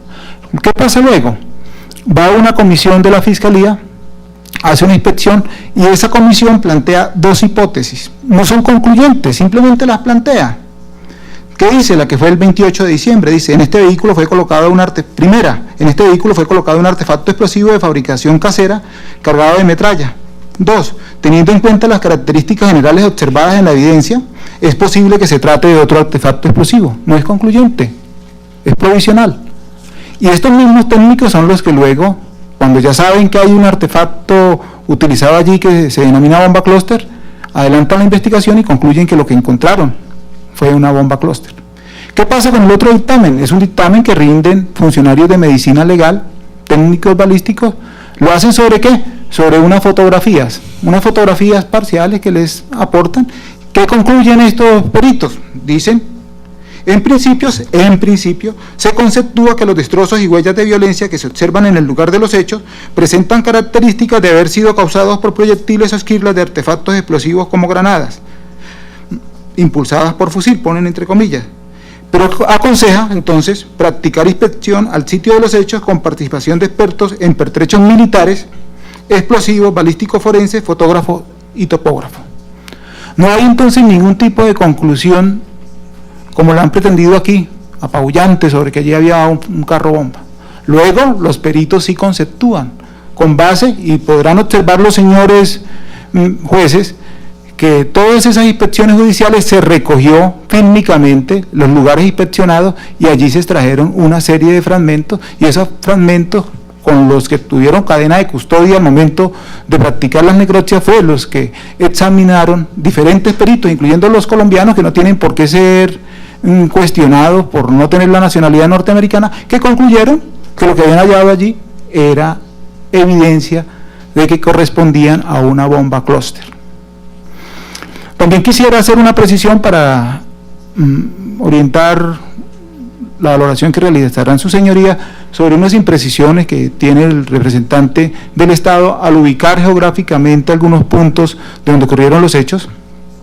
Señaló que el helicóptero se desplazó del occidente en la versión defensiva última, la última, de los procesados del occidente al oriente, no, ellos plantean es al oriente, donde el señor representante del Estado plantea que queda ubicado Panamá de Arauca. No queda ubicado Panamá de Arauca, eso es una zona de sabana y hay una vereda que se llama Marreros. Panamá de Arauca queda en la misma vía norte, donde gira el corregimiento, la vereda de Santo Domingo hacia el norte, encontrarán primero Pueblo Nuevo y luego Panamá de Arauca, es esa misma vía, y hacia el occidente encontrarían entonces el municipio de Tame. Muchas gracias. Muchas gracias a la representación de las presuntas víctimas por la réplica que acabamos de escuchar, y le doy la palabra a la representación del Estado para que ejerza la dúplica, si así lo desea. Doctor Nieto. Sí, señor presidente, muchas gracias. Sea lo primero precisar que el Estado colombiano nunca reconoció responsabilidad por los hechos en el trámite frente a la comisión. Eso no corresponde a la verdad. Eso no es cierto. Lo único que dijo era, lo único que contaba era el estado en que se encontraban los procesos judiciales, nada distinto. Aquí no puede aplicarse el estoppel. Es más, en algunos de los escritos dirigidos para la comisión se resaltaban aspectos señalados en las decisiones judiciales, como aquella que decía que había versiones encontradas que impedían saber con certeza, estoy citando entre comillas, si el personal uniformado que participó en el bombardeo hizo blanco en el caserío de Santo Domingo. Y el Estado lo que le indicó a la comisión es que estaba llevando adelante las investigaciones pertinentes. Y lo único que dijo es que fundado en eso señalara que no había responsabilidad del Estado colombiano. De manera que nada de lo anterior, nada de lo que ocurrió frente a la comisión puede suponer que el Estado aceptó responsabilidad ni que avaló la versión de los hechos que estaba discutiéndose en la jurisdicción interna. Ahora, debo advertir que esta postura del Estado colombiano no atenta contra los intereses de las presuntas víctimas.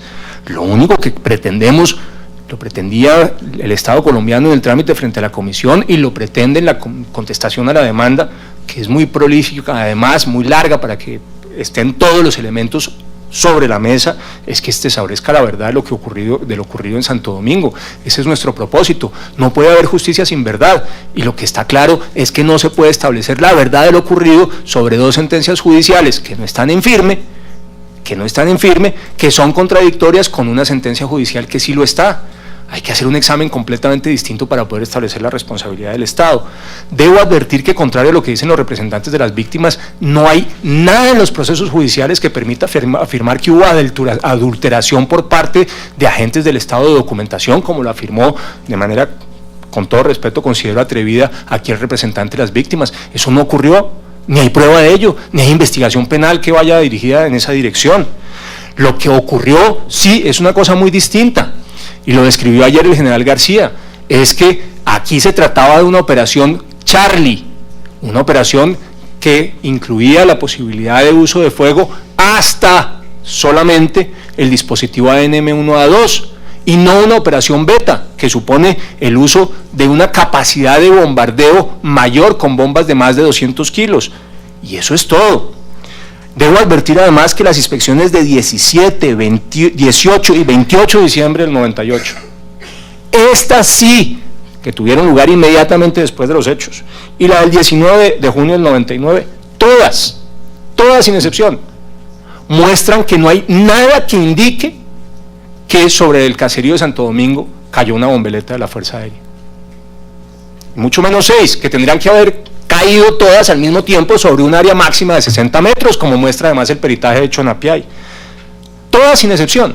Y además muestran que la explosión en el camión se dio de adentro hacia afuera. Y eso es fácil de comprobar con las fotos que además también están en el expediente. Y además mostró que los fragmentos recogidos correspondían a material ferroso y no acero, que es de donde están constituida la coraza, la cubierta de las bombeletas. Y no encontró rastros de sangre, 17 muertos, 20 y tantos heridos. No aparecen a las 10:08 ni uno solo en el video, pero no hay rastros de sangre por ninguna parte. ¿Cómo puede eso haber pasado? Si era el resultado de la bombeleta. La verdad es que en la inspección del 11 de febrero del 2000, que da lugar al informe del 28 de abril de ese mismo año, que es el que cambia la hipótesis, pues no coinciden los fragmentos recogidos en esa inspección con fragmentos de acero. Y además, lo que se recibe en esa inspección, ustedes pueden ver el video, no tiene cadena de custodia. Hay un habitante del lugar, la señora María Panqueva, que le entrega a la Fiscalía 55 fragmentos. ¿Cómo sabemos de dónde fueron recogidos esos fragmentos? ¿De ahí? ¿De algún otro lugar? Evidentemente, en todo caso, y no voy a repetir, no coincide con lo que se le envió al CTI. Y yo creo que ese es un elemento que es importante. Y déjenme señalar algo adicional.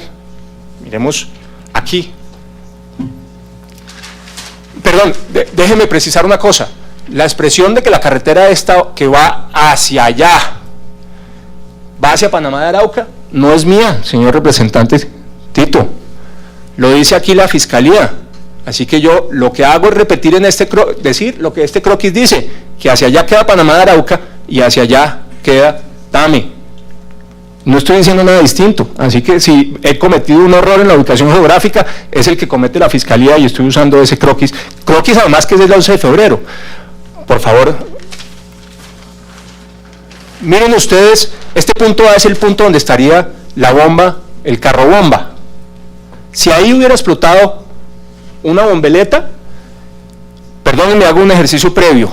Esto que ven ustedes aquí está en el manual del dispositivo ANM1A2 que muestra cómo sería la dispersión de los fragmentos de una bombeleta de esas características. Lo hemos trasladado acá. La zona amarilla es la zona de absoluta letalidad, donde cualquier persona que estuviera tendría que estar muerta por el número de fragmentos que expele, que dispersa la bombeleta. La zona C es al alcance máximo. Como ustedes se dan cuenta, sobre la zona A no habría muertos. Eventualmente un herido, la señora Albayanet. Pero todos los demás muertos y heridos quedan por fuera de ese ejercicio. Por favor, miremos la otra. Pero fíjense ustedes lo curioso. La señora Albayanet García se ubica efectivamente aquí. Esto refleja la zona de ubicación del croquis de la Fiscalía. Si hubiera una bombeleta explotada en la zona C, la señora Albayanet y su hermana no hubieran podido sobrevivir. Además, sus heridas, siendo complicadas, no voy a entrar a discutir la naturaleza de las heridas que han recibido, en todo caso no se comparan con el hecho de que aquí al lado el señor Rodolfo Castillo sí murió. Pero curiosamente muere, pero no por los fragmentos. Su muerte es por onda explosiva. Y tendría que haber estado situado aquí, si aquí explotó la bombeleta C, como dice la Fiscalía, con base en un testigo del 11 de febrero del 2000, pues tendrían que estar muertas la señora García, su hermana y además el señor Castillo, pero por los fragmentos, no por la onda explosiva, porque es que estas bombeletas no matan por onda explosiva, sino por fragmentos. Podamos ver la última. Aquí hay un ejercicio donde mostramos todos los puntos de explosión hipotética, el A, el B, el C, el D y el E. Si ustedes se dan cuenta, hay un conjunto de personas muertas y heridas que se escapan completamente a la posibilidad de que hayan sido resultado de las bombeletas. Todas estas que no están en este costado y unas más acá. Eso no es explicable, pero yo vuelvo a insistir, si eso no fuese suficiente, lo que no resulta explicable es cómo a las 10:08 hay imagen del video, no hay ni personas muertas, ni personas heridas, ningún tipo de reacción en el pueblo después de que estalló la bomba ANM1A2 a las 10:02.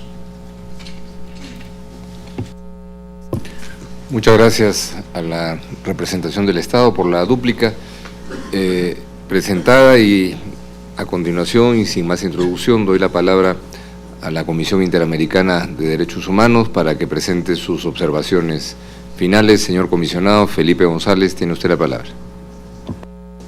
Muchas gracias, señor presidente. Honorable Corte, a continuación efectuaré las observaciones finales de la Comisión Interamericana de Derechos Humanos, en este caso sobre la masacre de Santo Domingo contra Colombia. De lo escuchado en la presente audiencia, no hay duda que el 13 de diciembre de 1998, en la vereda de Santo Domingo murieron 17 personas civiles y otras 27 con la misma calidad resultaron heridas como consecuencia de un artefacto explosivo. La controversia a la que aparentemente se ve enfrentada la honorable Corte se relaciona con la procedencia del artefacto. esta controversia merece observaciones tanto procesales como sustantivas de parte de la Comisión Interamericana. Primeramente, la Comisión planteará unas breves consideraciones sobre las dos excepciones preliminares. En segundo lugar, la Comisión se referirá al supuesto reconocimiento de responsabilidad estatal. Seguidamente, la Comisión analizará la controversia estatal bajo el principio de Stoppel y finalmente la Comisión se referirá a las premisas básicas que sustentan la responsabilidad internacional del Estado colombiano. Paso entonces primeramente a lo referido a excepciones preliminares. El Estado planteó dos excepciones preliminares. La primera refería a la falta de competencia de la Corte Razones Materiae y la segunda sobre la falta de agotamiento de los recursos internos. El 23 de mayo de 2012 la CIDH presentó sus observaciones escritas a ambas excepciones. Respecto de la primera de ellas, sobre la competencia de Razones Materiae, la existencia de un conflicto armado no elimina la competencia de los órganos del sistema interamericano para conocer de violaciones a los derechos humanos que se den en el marco de un conflicto de esa naturaleza. Tal limitación carece de asidero en la Convención Americana, la cual, por el contrario, prevé su aplicación en situaciones de guerra o de emergencia. No se está sosteniendo por parte de la Comisión, ni lo hizo la Comisión al decidir el caso en su informe de fondo, que la Corte establezca directamente responsabilidad internacional por violación al derecho internacional humanitario. La Comisión y la Corte Interamericana tienen la facultad de tomar en cuenta otros instrumentos internacionales, incluidos los de derecho internacional humanitario, para dar alcance y contenido a la Convención Americana, lo que ha sido una práctica consistente y constante de estos órganos. En relación con el agotamiento de los recursos internos, la CIDH resolvió oportunamente este requisito de admisibilidad en su informe respectivo, aplicando las excepciones del artículo 46.2 de la Convención Americana al proceso penal por tratarse del recurso idóneo frente a las violaciones denunciadas. La CIDH reiteró que no era necesario agotar la acción contenciosa administrativa, conclusión que se encuentra apoyada en la jurisprudencia de la Corte. Los argumentos principales son la naturaleza propia del recurso, que no permite una obtención de justicia en términos de esclarecimiento y determinación de responsabilidades, así como su alcance limitado y las condiciones de acceso no apropiadas para satisfacer un deber de reparación que recae sobre el Estado. En segundo lugar, me referiré a la posición de la Comisión Interamericana en relación con el supuesto reconocimiento de responsabilidad por parte del Estado. El artículo 62 del reglamento de esta Corte establece la facultad del tribunal de pronunciarse sobre la procedencia de efectos jurídicos de un reconocimiento de responsabilidad. Para la Comisión, lo planteado por el Estado no constituye un reconocimiento de responsabilidad internacional. El Estado ha indicado expresamente que no reconoce ni los hechos ni las violaciones del informe de fondo a las que se refiere la Comisión. El supuesto reconocimiento del Estado de violaciones a los artículos 8 y 25 de la Convención no guarda relación alguna con las razones que llevaron a la Comisión a declarar violación de esos derechos. La CIDH declaró tales violaciones por la situación de impunidad parcial ante la ausencia de investigación y enjuiciamiento por la totalidad de las responsabilidades derivadas del bombardeo. El Estado plantea su supuesto reconocimiento por presuntas falencias probatorias en el proceso que defendió intensamente ante la Comisión Interamericana. Lo denominado por el Estado como reconocimiento de responsabilidad no solo no entra en esa categoría, sino que constituye la base principal de su controversia de todas las presentaciones de hecho y de derecho de la Comisión y de los representantes de las víctimas. En tercer lugar, y en relación con la violación del principio de Stoppel, tanto el supuesto reconocimiento de responsabilidad como la totalidad de la postura del Estado colombiano ante la Corte Interamericana constituyen una clara violación del principio de Stoppel.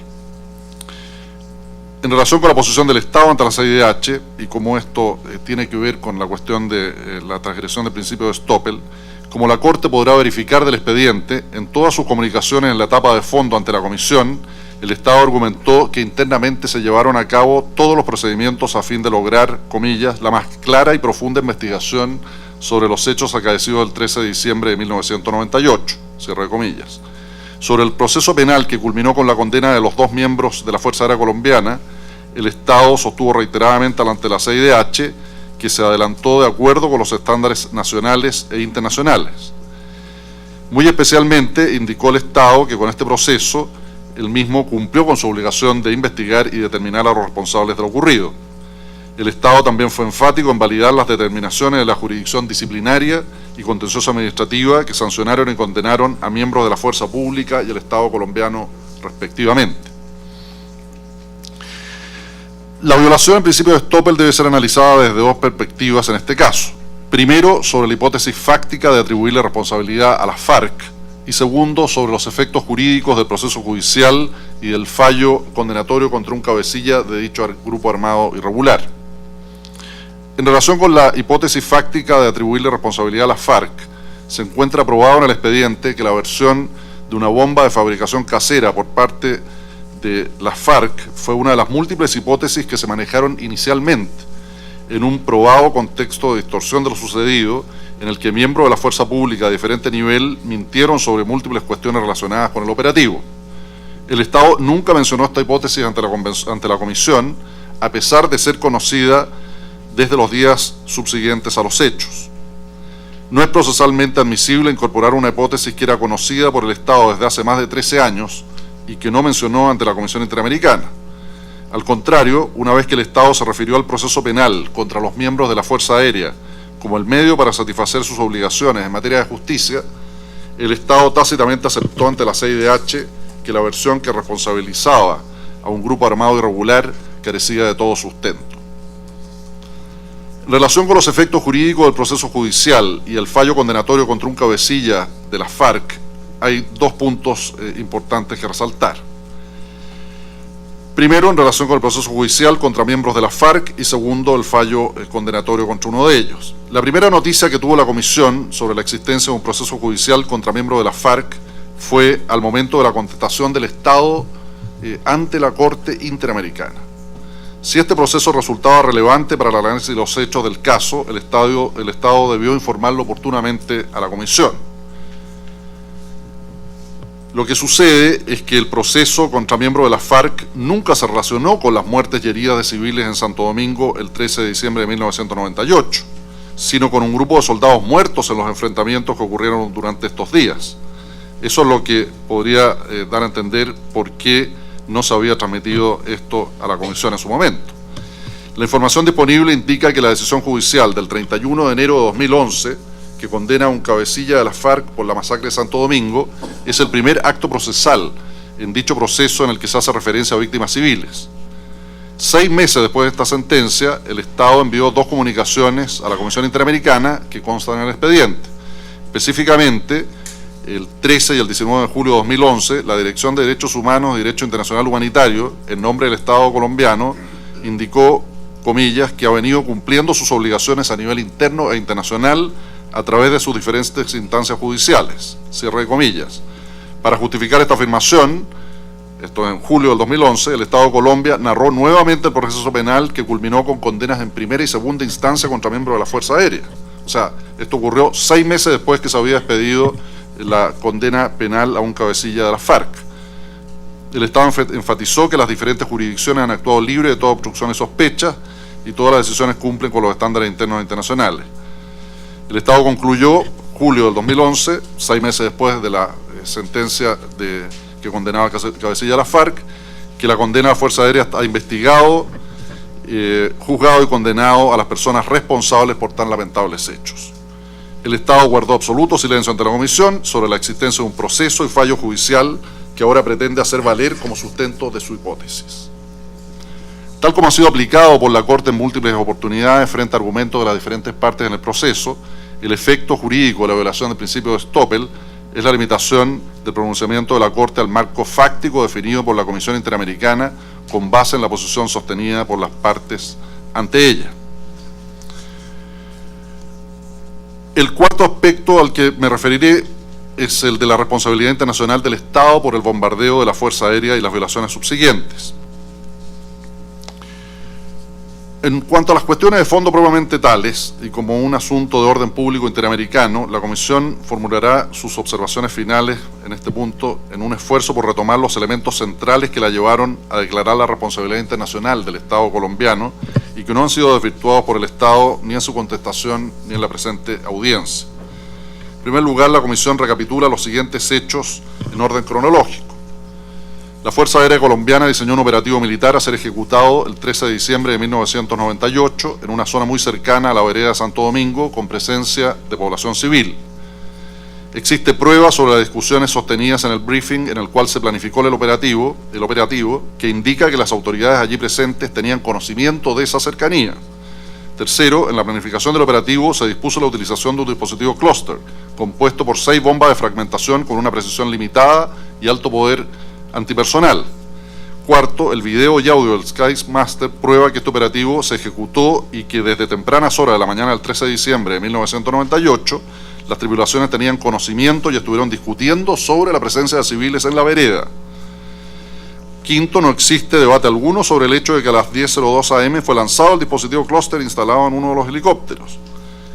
Más de una veintena de testimonios presenciales coinciden en afirmar que vieron cómo el ataque provino de los helicópteros.